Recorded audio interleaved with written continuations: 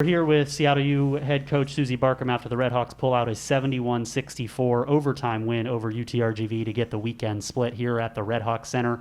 Fourth straight year you've gone to overtime in one of your meetings with the Vaqueros, so it seems like an annual tradition that these teams have to play a game that comes right down to the end. What do you think about this rivalry creates that?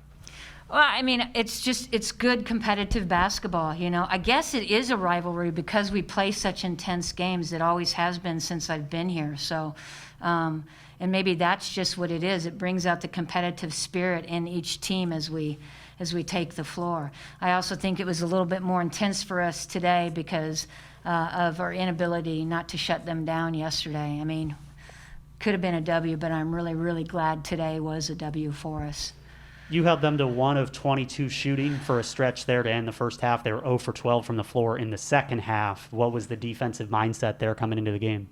We just changed our game plan of what we were doing. We started another guard, started Peyton. I thought Peyton did a really, really good job. I thought, you know, during our scout, we showed him how we needed to defend it a little bit better and what we were choosing to do.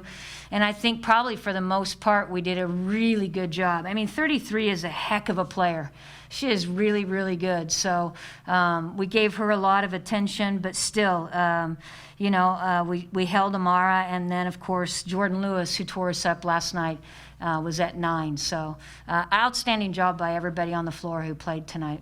McKenzi and Bree, again, we see it week after week and the speed and the intensity they play with, but particularly tonight they were all over passing lanes, harassing defenders in the backcourt. What did you see from those two today? Well, I mean, I told him in the locker room last night that I had to have Kinsey show up and Georgie show up, and Georgie talked to me last night. She knew I knew she would. I knew Kinsey, it's really rare. Kinsey has a back-to-back poor performance game, so I could tell she was fired up, ready to go. And normally when she hits one of her first 2 or 3 threes or an and one, she's there. And luckily the free throw at the end, she was able to get us into the overtime, so that was huge. Bree took over the game at stretches, and then certainly in overtime she had 4 points and set up 2 other layups there in overtime. 2 straight double-doubles. She had a double-double with assists yesterday and a double-double with rebounds today, and of course she gets all of the steals that she comes up with every night. What did she bring today?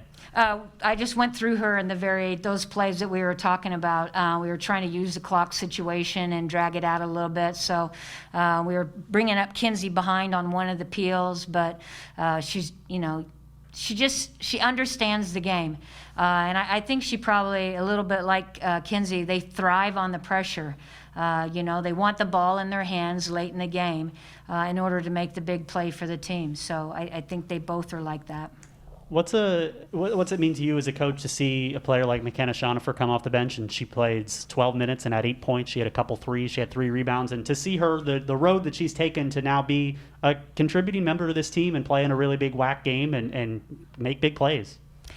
Well, you're going to make me cry because she really has gone through hell and back, to be really honest. So I'm just really, really thankful she's getting to play significant minutes in her senior season. And you're right, just knock that 3 down. I mean, just defending and getting after it. And she's highly competitive. So, you know, for me, it brings me a great deal of joy to have her out on the floor, being able to physically do what she's doing, you know, not in pain as she has been for the last 3 years. So I'm very, very thankful for that. So you guys come out, they get up 7-0, and then after that you gave up 1 field goal the rest of the first half. What was the defensive intensity like out there today? I feel like we were so fired up that those first 7 points didn't even matter. Like, we knew what we came to do, and regardless of if they were going to score or not, we were going to do what we had to do. So I think that us being able to stick to our defensive plan really allowed us to kind of shut down the scoring for the rest of the first half. How different was it having Peyton out there and maybe opening up the floor a little bit and just having some more spacing for you offensively? Yeah, it's great because, you know, having another quick guard like me and Bree, like, really allows us, like, more relief to be able to, like, oh, if I'm not getting to the bucket, you know, a little handoff here, she's going to get to the bucket, handoff there, she's going to get to the bucket. So it's just, like, more foot speed on the floor with us.